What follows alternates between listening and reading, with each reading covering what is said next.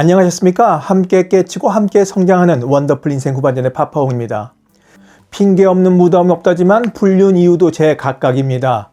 제일 어처구니 없는 변명은 조물주가 그렇게 만들었으니 어쩌겠냐는 그런 조물주 책임론을 내세우는 사람들입니다. 동서고금을 막론하고 불륜은 언제나 부부를 괴롭히는 것이었습니다. 더구나 전 연령대의 이혼 사유 중 가장 높은 것은 바로 배우자의 외도입니다. 집안에서 보내는 시간 많다고 바람 못 피우는 거 아닙니다. 절대 그렇지 않습니다. 세상이 변한 만큼 불륜의 방법과 장소도 변해가고 있습니다. 아니, 이 사람들 도대체 어디서 상대를 만나 그렇게 바람들을 피우는 겁니까? 궁금하시죠? 자, 본격적인 이야기 지금 시작합니다.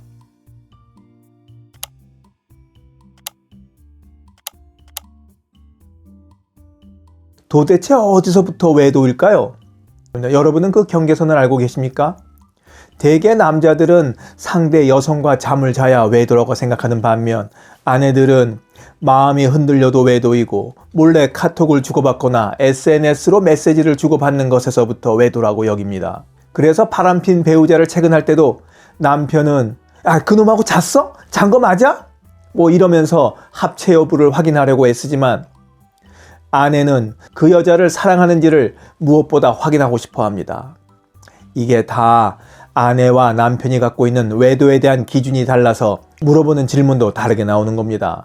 우리가 외도, 불륜 혹은 바람이라고 부르는 것은 법적으로는 부정행위라고 하는데 부정행위의 범위는 거의 아내들이 생각하는 외도의 정의와 비슷합니다. 남편들은 너무 좁은 의미로 생각하고 있는 거죠. 법으로 외도가 이렇다 저렇다 정의를 내리기 전에 누군가가 이런 이야기를 하더군요. 외도는 배우자에게 거짓말을 하고 무엇인가를 숨기기 시작할 때부터라고 말입니다. 저는 이 말에 동의를 합니다.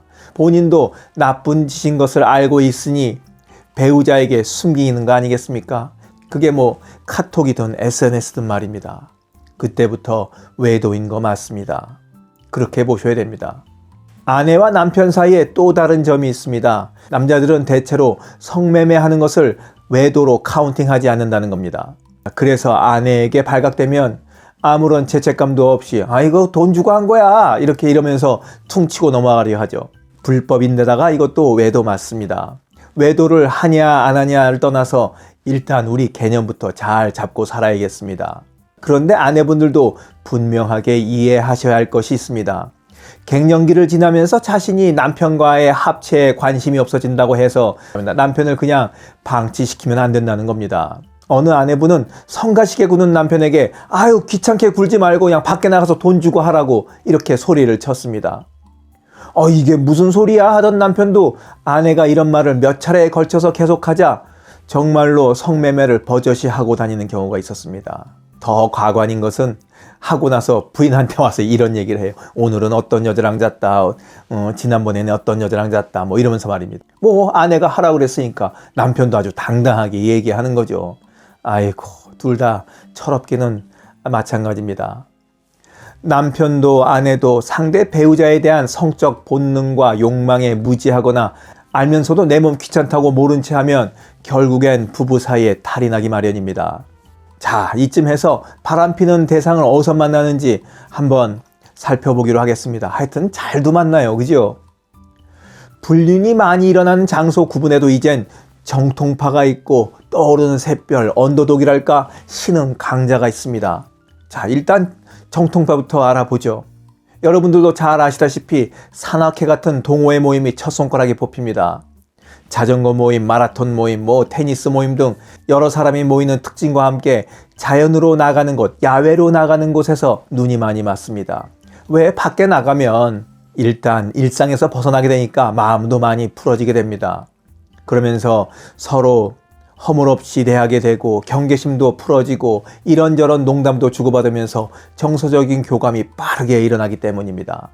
특히 운동 모임에서는 스치듯이 혹은 잡아주면서 서로 신체 접촉이 이루어지기 때문에 이런 분위기도 불륜을 부추기는데 한몫 거들죠.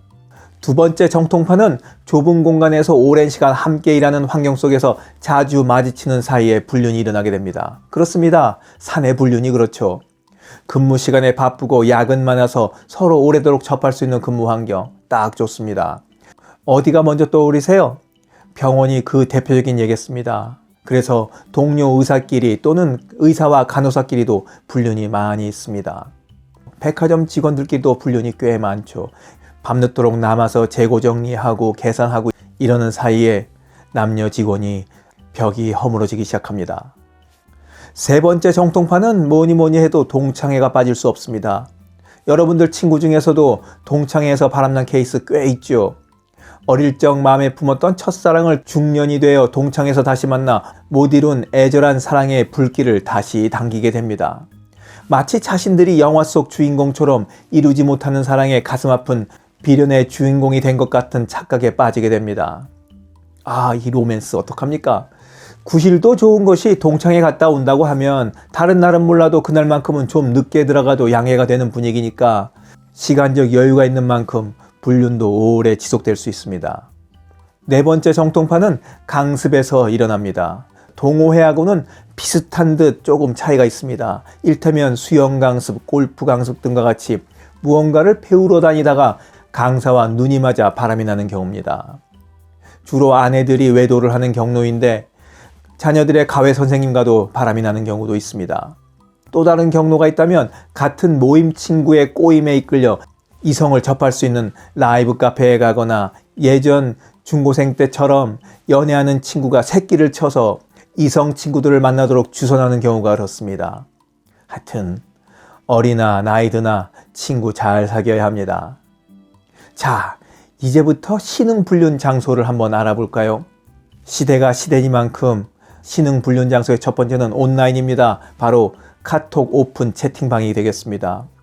지금 카톡에 들어가서 유부남, 유부녀 만남이라는 노골적 단어로 검색만 해도 이미 수천 개의 방들이 나타나는 걸 볼 수 있습니다.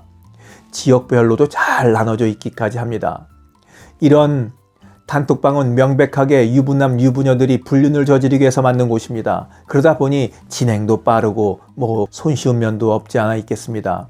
이런 것들의 특징이라면 유부남, 유부녀임을 인증해야 들어갈 수 있다는 겁니다. 아이의 돌사진을 이용해서 인증을 하는 경우도 있고 자신들의 결혼 사진을 올려서 인증을 하는 경우도 있습니다. 야, 이거 제정신입니까? 일말의 양심도 미안함도 없습니다. 야, 이건 미쳤다고 할 수밖에 없겠어요. 어떻게 결혼 사진하고 자기 아이의 돌사진을 그런 채팅방에 들어가기 위해서 인증하는 데 쓸 수 있겠습니까? 제정신이 아닌 거죠. 이런 단톡방에 들어가 대화가 순조롭게 진행되면 오프라인에서의 만남으로 이어지게 되는 겁니다. 두 번째 신흥불륜 장소는 게임상에서 일어납니다. 게임하면서 캐릭터끼리 사랑에 빠지면 본인들도 사랑에 빠지는 경우도 있습니다. 아바타처럼 자기네들이 사랑의 감정을 느끼니까 그 캐릭터들도 그렇게 조종을 하고 대화를 주고받고 하는 것이죠. 현실과 가상 공간의 구분이 없어지는 겁니다. 또 게임하면서 서로 이런저런 얘기를 주고받게 되는데 전기가 통하는 경우도 있습니다. 게임할 때 팀을 짜서 하거나 1대1로 경합을 하면서 마이크로 대화를 계속 주고받으면서 하거든요. 친근해질 수밖에요. 그러면서 게임 얘기만 하는 거 아닙니다. 자기 요즘은 근황도 얘기하고 그러면서 대화가 이어지죠. 그리고 또 그 사람을 지목해서 계속 찾아서 같이 다음 게임을 이어갈 수도 있고 말입니다. 세 번째 신흥불륜 장소로 떠오른 것은 와인 동호회를 꼽을 수 있습니다. 와인을 누가 좋아하죠? 주로 좀 경제적으로 여유 있는 분들이 와인 좋아하지 않습니까? 그렇게 와인 세계에 푹 빠져서 소믈리에가 되겠네 하네 하다가 와인은커녕 외간 남자, 외간 여자를 만나 불륜에 빠지게 되는 겁니다. 서로 와인을 주거니 받거니 하면서 자연스레 대화의 물꼬가 터지죠. 알코올은 들어가서 알딸딸 하겠다, 분위기는 잡혔겠다, 이야기가 술술 풀릴 수밖에 없습니다.